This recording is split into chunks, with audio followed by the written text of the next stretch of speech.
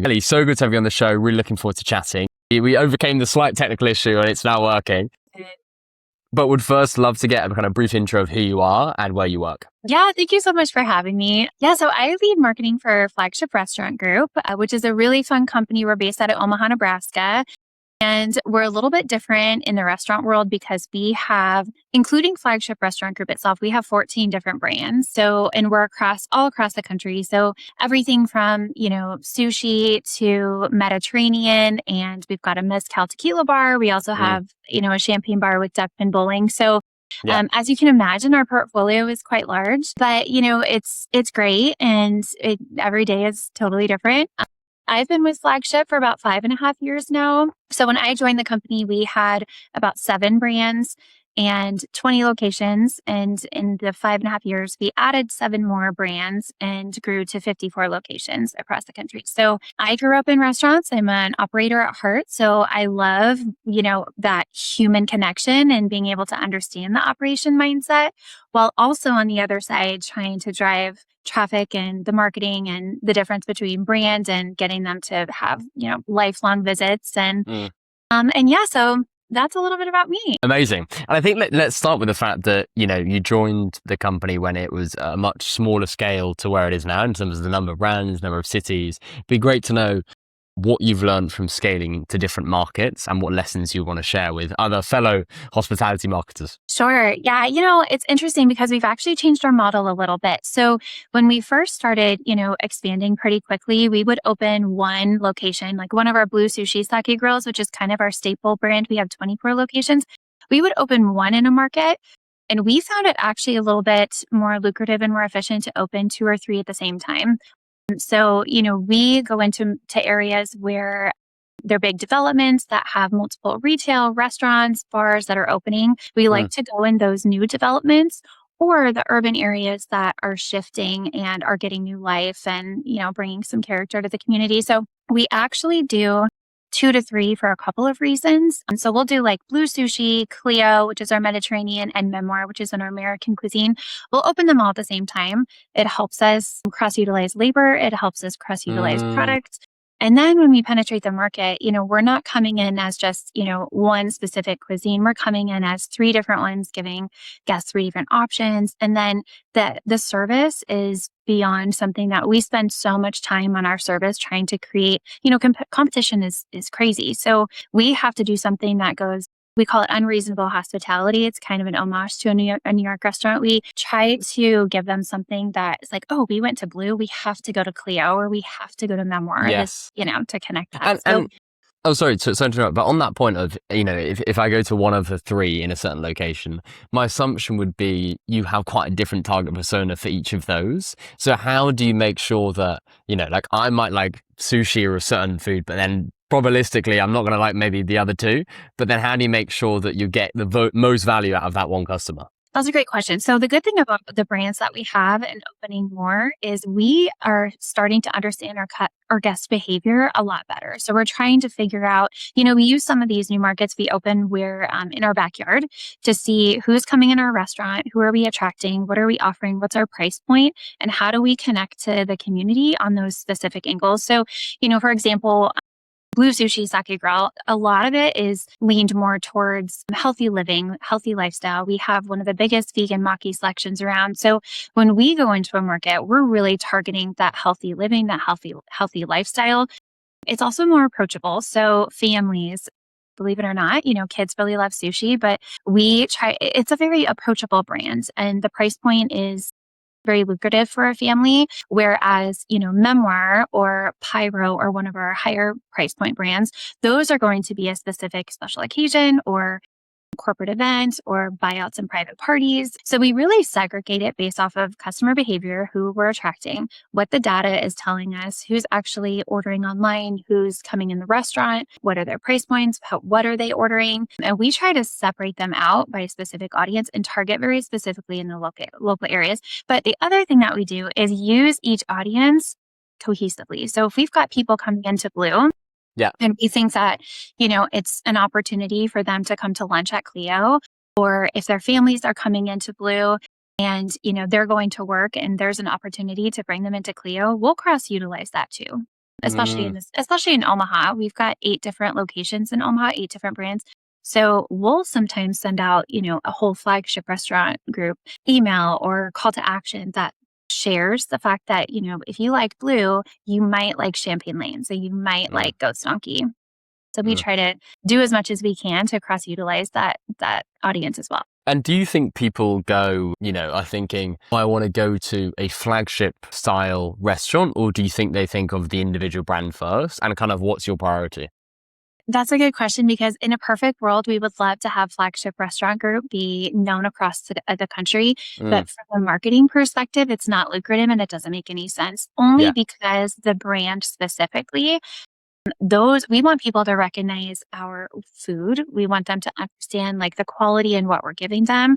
We also want them to come in and have an experience that connects them specifically with that brand. So for us to say, a flagship restaurant is opening in Dallas, well, nobody's going to understand what that means. But if we say Blue Sushi Sake Grill is opening and we have vegan, we have big maki selection, we have sashimi, nigiri, we've got, these catering, those are specific connections. It's going to make people recognize it better and understand it more. And then they fall in love with blue. And then it just so happens that we share that we're owned by the same 4 guys who are passionate about what they do.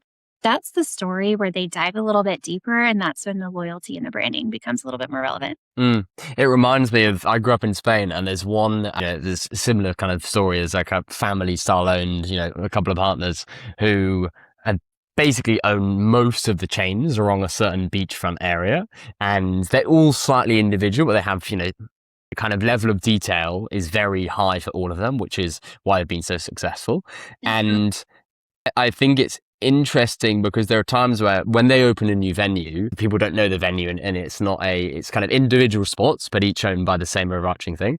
When they open a new venue, they obviously will leverage the fact that it's the holding company opening a new venue, and they'll leverage the brands that they already have and people know, which works. I guess my kind of question is like, let's say you guys are opening a new venue. Do you find it works better to go, great, flagship is opening? Or because if I really love sushi, it makes sense. There's a sushi restaurant opening, perfect. If you talk about that brand, I'm going to go there. But I'm thinking if I like burgers, but then you're opening a sushi restaurant in a different place, I might still really like sushi, but actually I know the burgers and I know Flagship, but then if you tell me that Flagship also does really good sushi, I might be tempted to go there. So interested to hear like how you navigate that path. It's definitely part of the story.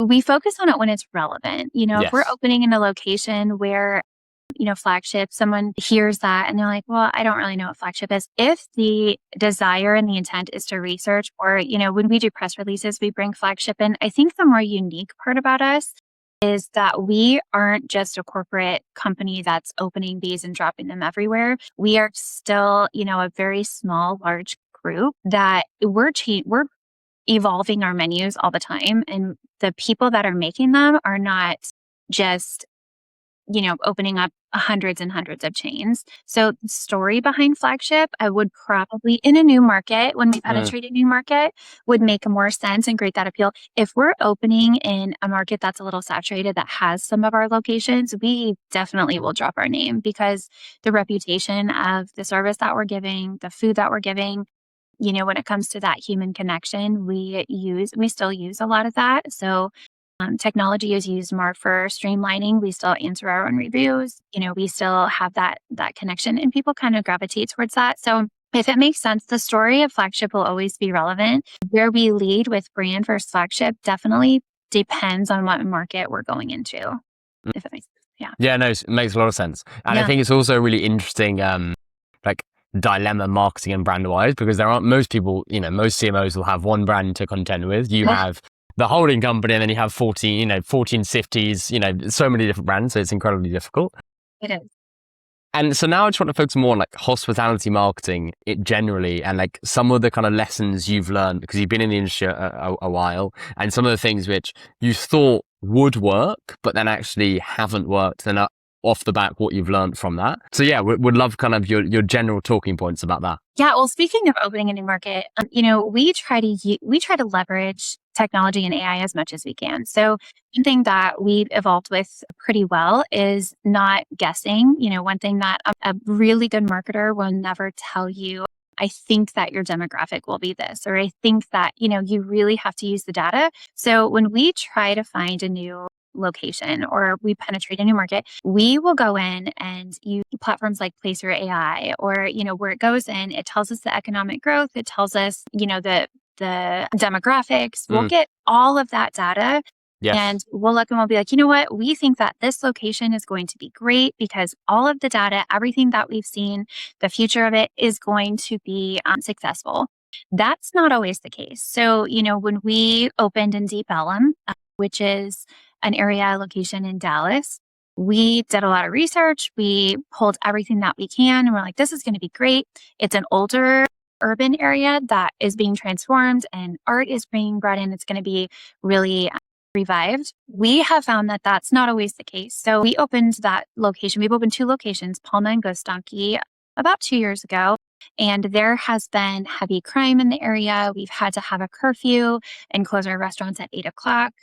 There's times when crime was so busy or so bad that we didn't have traffic, for weeks. Wow. And a lot of the restaurants around us started closing, and it wasn't sustainable for them to stay open just because of everything that happened. So that is one thing that we take, it's a lesson learned. It's still open and we've gone through it. That's having that connection a little bit more deeper and understanding, going into the market and saying, tell me about this area. What if it was up and coming and change, would it be somewhere that you would want to go? What's the demographic that comes here and you're actually seeing it and you're talking to everybody and you understand the community? So I think data is definitely, we use it all the time. It creates efficiency. It creates, mountains of work that could be dwindled down into something that's a little bit more efficient. But when you're doing something so substantial as opening a new business in a market that you don't live in, you really have to understand what the trajectory and even the next 5 years looks like. We are also on Rainey Street in Austin, Texas. We have a couple locations down there, and they went through a huge construction project for about 1.5 years. And as you can imagine, Rainey Street is like a college town. So when college is in session, your walk traffic is tremendous. So if you're not able to get there, for 1.5 years, that's huge. So if you go into a market and you can talk to the city, you can understand what the community feels and needs and wants and doesn't want, that's something that I think makes a huge difference, not just, when you're opening, but 1 year, 2, 3, 5 years down the road. So it sounds like it's a combination of using these amazing AI tools to kind of understand, this area is growing, this matches our target demographic, but then also you can't neglect we need physical humans on the grounds to actually scout out and look at these venues or places from another angle. That kind of makes a lot of sense. And could you talk us through kind of a almost marketing 101, how you're spending your budget on what things and why? Because I think it's always interesting for other marketers to understand, your kind of like secret sauce or like where your poker chips are being kind of distributed. Yes. When you have so many brands across the country, especially so many different brands in so many different cities, you can't just say, let's take 2% of our budget and let's spend it across the board. So from Blue Sushi perspective, we've got 24 locations and some of our locations have been around for 22 years. And so those markets don't necessarily need that specific ad paid marketing. They're going to be using more of the evergreens ad. So Yes. How are we, we've got a loyalty base. How are we keeping them engaged? How are we doing, getting that email subscription up? How are we really trying to drive that? CTA is a little bit different because it's not necessarily needing to be paid. Whereas we've got markets in Des Moines and Cleveland and Uptown, Dallas, those locations, they're either new emerging into the market. They've gone through more of a fatigue and we're just not seeing the traffic that we used to. We will take money and we will put it into what makes sense for that specific market and put our ads towards that. So instead of saying, let's do 54 ads the whole time and really make sure that we're spending money just to spend money, we're going to look at what markets are needing attention. Is this a new and emerging market? Is this a market that has fatigue? And then we're also going to break it down into the specific needs. So is it a meal period that we're looking at? We don't want to just say, come to Blue Sushi or come try us at Ghost Donkey. We want to try to attract specific things because those customers, those guests that we are targeting, we want that call to action to make sense. And then we'll try to use the tools as much as we can. We use a company called Reveal Mobile, and they allow us, I like to use the example of MKT, it's Houston. It's an area that's very healthy. And when we opened in that market, we specifically targeted healthy living and healthy lifestyle. So this specific platform allowed us to go to all the trails around, and we would draw a path, like a boundary around the trails and walking points and biking paths. And if you were on there walking your dog, riding your bike, we would target your cell phone, and that ID we would just upload into Meta and serve the ad specifically to you of what we think would draw you to our location. So for healthy living, it would be the quality of the product. It would be our vegan and maki selection. It would be lighter eats. And it would essentially be our happy hour because our happy hour is every single day, all day, and all of those items are on it. So we target your cell phone, you look at the ad, you open the ad. If you walk into our restaurant, we assume, because people don't just eat by themselves very often, that you're with one other person. And we would take our average check, which is about $48, and we would multiply it by 2. So, in a marketing world, that's gold to be able to be just so close, like 80% close to be like, you saw my ad, you came in, you probably had, 2 people or you and another person, you drove almost $100 conversion if that's all that you had. So that helps us measure the return on what that ad spend is. So we try to use platforms like that. But speaking of challenges that we faced the last couple of years is people don't allow data to be shared on their cell phones a lot anymore. So we'll collect, 500,000 phones or phone ideas and maybe be able to use about 20,000 of them and then be able to see, okay, out of the 20,000 for the next 30 days, how many people are actually coming into our location. But if you take all of those phone IDs versus just a plain awareness ad or Meta or a paid search ad, and you put it out there, I'm targeting people who are specifically interested in what I have to offer versus something that I'm just guessing based off of their search engine or what they're looking for. So that was a long answer. No. It's super clear. And it's really good to get the kind of granular detail, like the pathway on the trails. That's super, super nice. And I feel like, every company in some way is doing paid ads, and people love to know what is working paid ads wise. Like the paid ads that you're running, especially because there's such a variety, because you've got different demographics, different cities, different venues, it proves an even more complex problem, especially with the kind of ad fatigue now people have.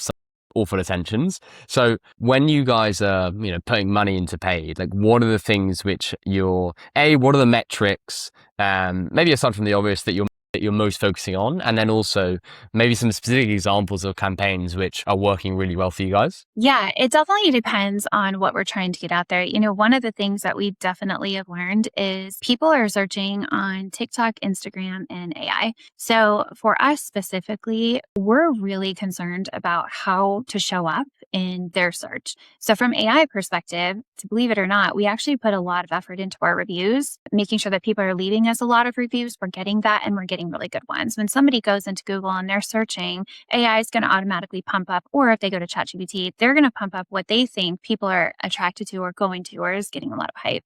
So we put a lot of effort into that. From a paid perspective and what we're tracking specifically, it depends on the specific ad and what we're trying to create as far as conversion. So if it is something that we can say we want to drive online ordering or to go or something through our app, those specifically will go to, what people are searching for or what's going to have that intent to buy. We also do it totally specifically based off of where you live. So for example, we have Blue Sushi in Nashville, and Nashville is, one of the big music cities in the country. It's a destination place.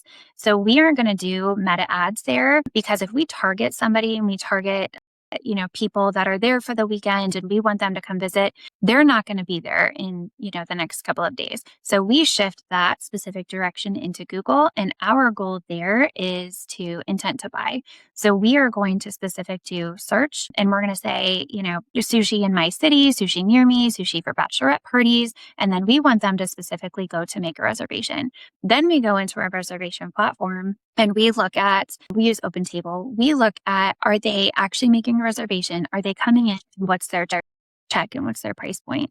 So from that perspective, paid Google ads and SEO and really trying to drive that through search is really important for that particular location. If we're trying to get somebody to, come and just visit us and see us and, try to connect with us from a story perspective, we'll put it more into Meta. We have learned that the algorithm has completely changed. People aren't going to sit there and watch and listen. They're just going to scroll. So if we want them to actually have intent, it has to be within the first second, and it has to be something that they think is something they want to be a part of. So our restaurants are the design, everything about it is, we call it that FOMO experience. It's stuff that gets recognized. We've been in People magazine, Forbes, we've been on reality shows. That's because people think it's cool to go there.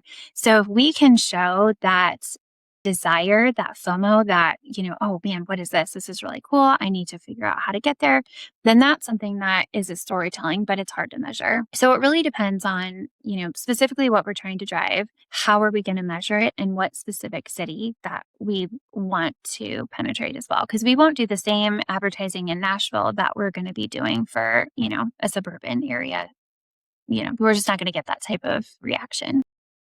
And it kind of on the food topic and paid ads and stuff, it reminds me of all the delivery services like Uber Eats and how so much of it is, and the reason you see so many acquisitions in that space is, to get you as soon as you get someone on platform, usually after about 3 or 4 orders, they kind of pay for itself. And it's it's very hard to get people to shift off a platform once they're in it, like an Uber Eats. They acquired delivery here or stuff like that. Leading back to you guys, interested to know how many times does someone need to eat at a restaurant to kind of pay you guys back in terms of the customer acquisition cost? Is it once? Is it twice? Is it 3 times? And also, like, where do you guys kind of make the most of your money, crudely? Yeah. So, lifetime value is something that we have tried to push. It's like the secret sauce, if you will. So customer acquisition cost is totally different in Omaha, where we're known all around, and different than, Tempe, Arizona, where we're trying to create that repeat visit. So it takes about 7 times for somebody to come in and, go from a good customer acquisition cost to a lifetime value to be able to really, really say that we're really trying to create the habit. We're getting that first time buyer is now habitual. They're now loyal, and we want them to continue to come back more often. So, customer acquisition is something that is hard to measure in restaurants because, they could see a reel, they could engage with it, they could, comment on it, whatever. And then they might not come into our restaurant for a week later. And then they might have a couple months that go by and they're like, oh, I had really great sushi. I'm going to go back. So measuring and going from that customer acquisition cost to that lifetime value is nearly impossible. But when we're trying to really okay, we've really penetrated this market. We're going from emergent market to a branded market. Now we need to create those regulars. We want them to come in 6, 7, 8 times. We also, from our perspective, we don't have a loyalty program for dine-in. So we do have a loyalty ordering online and to go. So where we try to push that repeat business is through our app and online and to go. As far as driving secondary, repeat visits, that's trying to capture them specifically, get them on our email platform, and then try to continue to target them based off of what the data is telling us. OpenTable also allows them to come back multiple times, and we can segment targeted messaging specifically to them based off of when they came, what they ordered, how long they've been here, when was the last time they visited, and how do we get them to come back. And the other point, you mentioned people discovering on a reel, and that as a result, attribution is harder. And I think if I ask a lot of my friends, where was the last restaurant you've been? Often it comes from some organic social in some sense. They were searching, or maybe an influencer or creator recommended it to them. And it's why I think organic social is so important for different brands to do. There's a famous restaurant in the UK in London called Fallow, and they've been really, really good YouTube, just doing really good videos in terms of cooking preparation tips, cooking tips, all that kind of stuff. Oh, that dog is so cute. No, all good. What's the dog's name? Like, I have to be a part of this today. What's the dog called? Oh, this is Charlie. Oh, amazing. See, that will do better for engagement than anything I will say. So See? amazing. You're just going to put him on some social and he'll get everything for us. And so I'm interested to hear from you guys, like what works for organic social for you guys? And like, is there anything you've been trying to do differently? Because I think the hospitality brands that do social well really stand out. Yeah. It's funny that you say that because we have focused a lot on organic social and we're actually going to be focusing a lot more on it. We're trying to add more to our team to be able to do it. When it comes to telling the story, that's like the bright, shiny penny. So for us to be able to tell a story for every single brand is impossible. So all of our social media is done by us or by content creators, or every once in a while we use influencers and UGC content, but we try to capture as much as we can and we try to make it as authentic as we can. From telling the story, that's something that we want to try to do that can make us a connection. So one thing that we pride ourselves on is staff that's here for a really long time. And so we want someone, when they come in and they see a bartender, we want them to be like, man, I love you. I saw you on social. Like, you're so fun. You do the funnest drinks. We want that connection to happen before they even step in the restaurant. A lot of times our followers and viewers, they want to see stuff that you can't even see in a restaurant too. So how do we get them behind the scenes? How do we get them in the kitchen? How do we get them in, the office where we're in our ghost kitchen creating the products? Like 100%. Those are the types of stories that people just gravitate towards so much. Even the way that we build our sushi and having that, people are so into ASMR and that's just so intriguing to them. Those are the types that we push in organic social, the stories, how did you guys come up with this brand? Or what's your favorite, talking to the staff, like what's a secret menu item that we can get? Like those are gold. And that's where we see the attraction and that's where we build the desire. And that's where people come and they want to try it because they have that connection before they even walk in the door. I think it's so true as well that we kind of sometimes forget that we spend so much time marketing the things which are really maybe obvious, like the menu or the location, but there's so many hidden things which people are so interested in. I was speaking to a VP of marketing at a home builder, and we were talking about organic social and what works for them. And obviously they sell these amazing, sexy homes. And her initial thesis was great. We just do videos and B-rolls of these lovely homes because they look stunning and that's what people want to see. Completely flopped. Doesn't work at all. What works really well for them is kind of day in the life or POV of following the kind of estate agents or people who work within their home building company on site to these different properties. And it's more a day in their life. So yes, you're seeing the properties, but you're seeing it in a way that's very true to them, doesn't feel overly manufactured and feels more like, something that would fit along their feed or someone's feed in a more casual way. So I think you're completely right. Bringing people into the kitchen, behind things, even in your offices, I think is really, really good. And something else more generally on organic social is, I think a massive part of this, especially when you have different venues and you can capitalize on that, is like employee generated content. Supermarket in the UK, and what they've been really good at is because they have so many different individual branches, they will get the 25, 26, the kind of younger generation to kind of like make TikToks and then quite raw polish, and then they'll pump that out from the different venues, and it works really well because then each of those venues have their own mini brand and like mini characters, and people go, I recognize you from TikTok. You have the main supermarket brand, then you also have the smaller brand of those employees itself, and it creates a really strong local pull. So like interested to hear, obviously a quite specific topic, but interested to hear your thoughts on like employee generated content. Like what do you think about it? We love it. And specifically we have a brand called Ghost Donkey, and that one, we've got 5 locations across country. And one of our locations in Phoenix, we actually have one of the girls on my team. She does that POV, that fun content for that brand. And she'll go in and she'll hop on trends pretty quickly too, which is nice. I think it's super smart to have an employee or somebody who's in it all the time and they're creating that connection to hop on trends right away. So that brand specifically, it's been doing so great. She's had a couple viral videos go, but she also does a great job of including the product. So it'll be, the bartender, just some annoying thing that a guest is doing, but it's really funny. But then they're closing the bar and they've got, it creates laughter and connection. And people are like, oh man, Ghost Donkey. Like that's such a great, So I definitely think it's valued. And especially for us, we can't get to all of our locations. So if we aren't using the staff or content creators or people that can be on site, we're underutilizing what we could be creating from that brand specifically. So having, a day in the life or POV of somebody behind the scenes, like that's where, like we were talking about, you make that connection and people just feel included and part of their story is, being a part of your story as well. We also do that with guests. So, if we have regulars, Yeah, that's a good point. Yeah.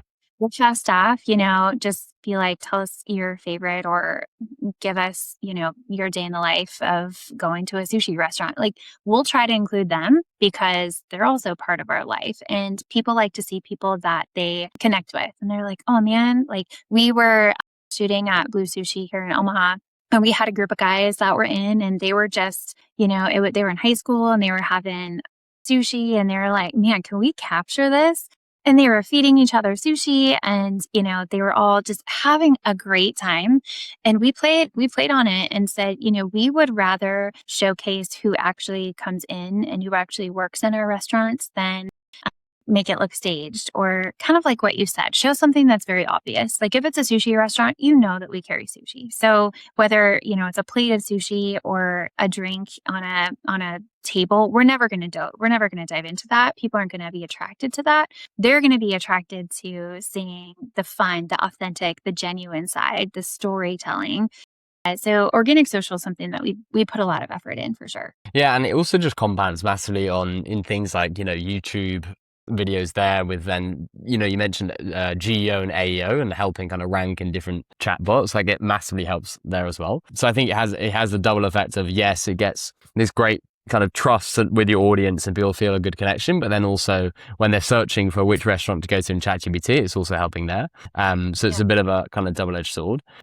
So there was a guy that I spoke to yesterday who's the VP of marketing at an MLS football team, the New England Revolution. Facebook has suddenly become a massive, really successful channel for them, but partly due to a Nigerian footballer who's moved to the club. Nigeria's got a massively active Facebook community, and as a result, then it's now really working for them in terms of fan base and people watching, consuming the content. So my question to you is, are there any unusual channels or things that you're doing which you wouldn't have expected they would work at all that are suddenly going, oh, you know what, this is really surprising and this is really working for us? I wouldn't say, it's kind of funny that you said Facebook because we have a College World Series that happens in Omaha, Nebraska every single year.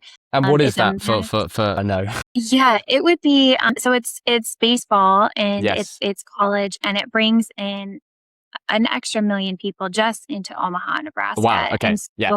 you've got the entire downtown, just everything. It's like a big party. It happens for about 12 days or so, 12 to 14 days.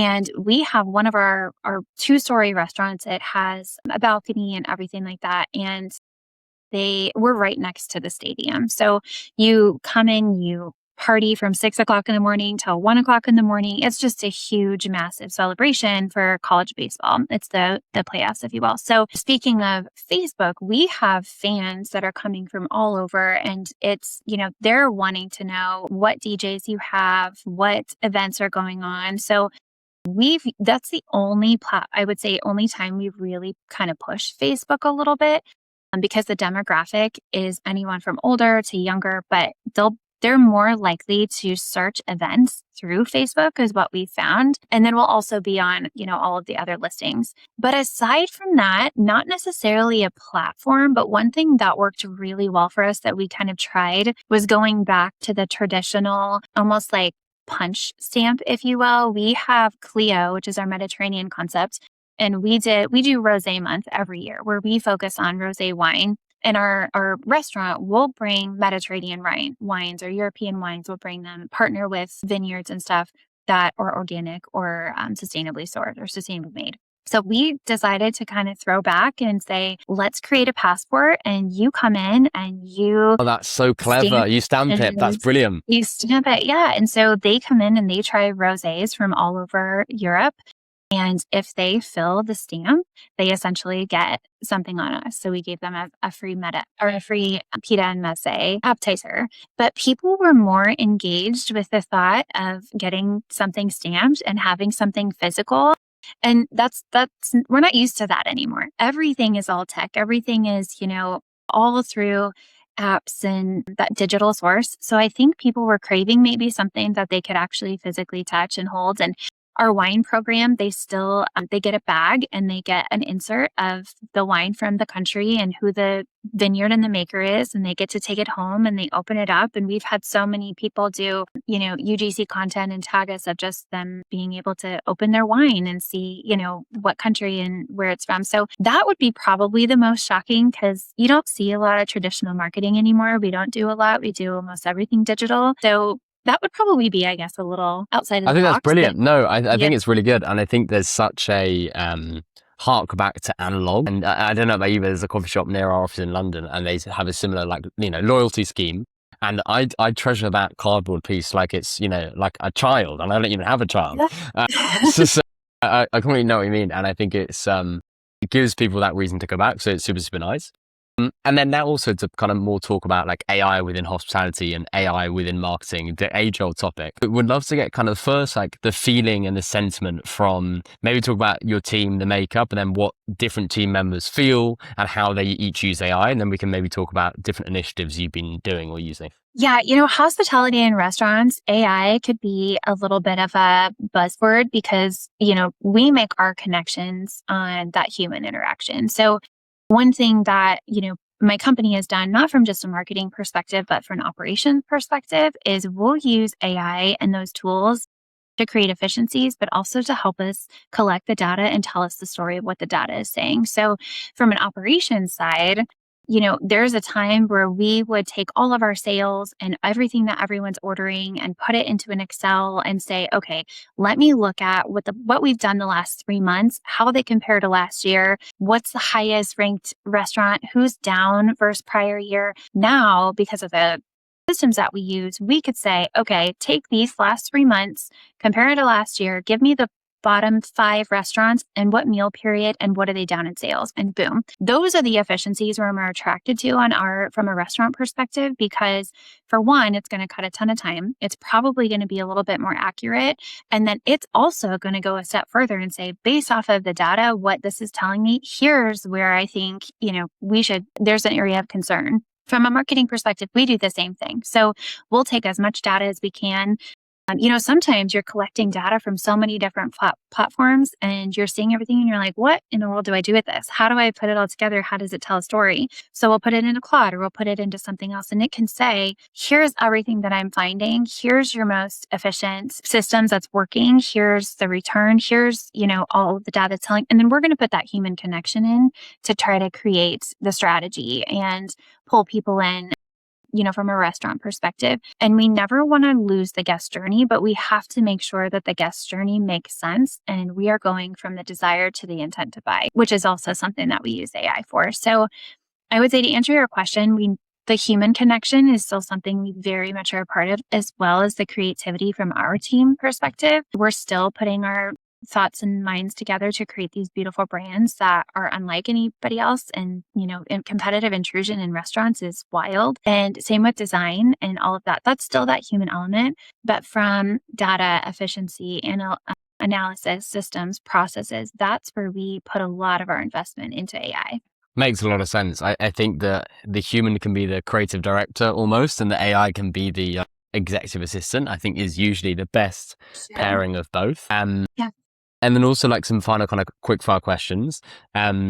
The first being, what is something which you firmly, strongly believe in the hospitality sector within marketing that you think maybe other marketers would potentially disagree with you on? I am a firm believer, probably a little biased, but I think if you're in restaurants and you're in hospitality, you have to be in a restaurant, understand how a restaurant works in order to drive really good marketing. So from that perspective, I think for me specifically, growing up in restaurants, being a chef, being a GM, being a front of house manager, being in the kitchen, I understand restaurants and how guests work in restaurants and how it goes from start to finish more than, anyone, because I've been there. So to take all of that, what that really means, and market it, if you had a marketer come in who maybe was, marketing healthcare, and they come in and they try to market a restaurant, they need to try to understand what that restaurant mindset is, what the guest journey looks like, what it really takes to,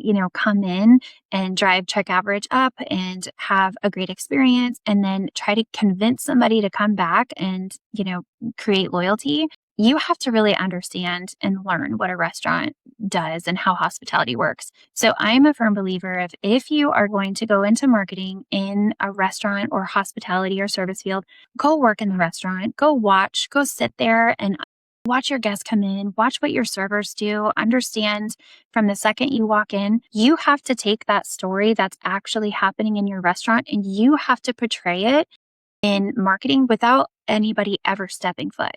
So to tell the story, to convince somebody to be like, you know what, I'm going to try that restaurant. And then they go in and they actually have the experience that you're telling them that they're going to have. That's the secret sauce, I think. No, it makes a lot of sense. And it's also the small details which are very hard to know if you haven't worked in hospitality, like how a customer reacts if you don't clear their plate in a certain way, or, if you don't say this to the chef. I think those types of details, like, other things which people are like, oh, they don't make that much difference, but it's the small stuff often that has like the impact on all the other stuff. So it's super true. Something that you made me think about too is how technology and operations kind of come together, because, like I mentioned, OpenTable is our reservation platform. So we are trying to drive people to reserve through OpenTable. Then they come in, they sit down, maybe they order an old fashioned and a glass of wine. Our servers are going to note that what they ordered, they're going to go back into the platform and they're going to say, Mr. and Mrs. Smith, they really love, this type of Cabernet, and he really loves Men of the West. And then they're going to have, an excellent experience.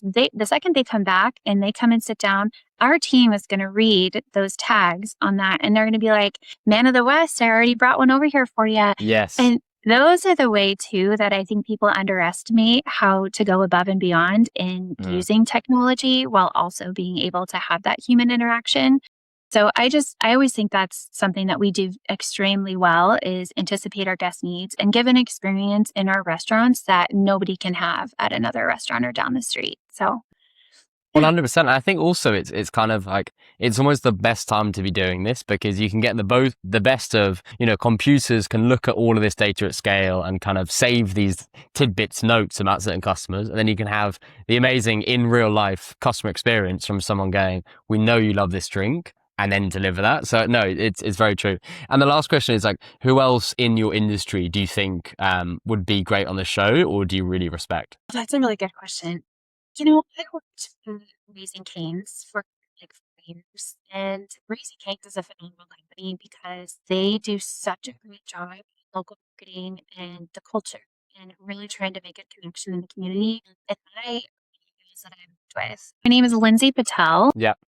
I've always admired her. She was my leader at Raising Cane's, and she has that fascinating way on local connection and community and fundraising, and just bringing something like, quick service like Raising Cane's, but also the concepts and what she's been doing since. She does a fantastic job on the local side and the marketing and connecting people to the brand. So I would definitely recommend her. Amazing. Well, thanks so much for the suggestion. Thank you so much for coming to the show. It was lovely chatting. Yes, thank you so much for having me. I appreciate it. Thank you.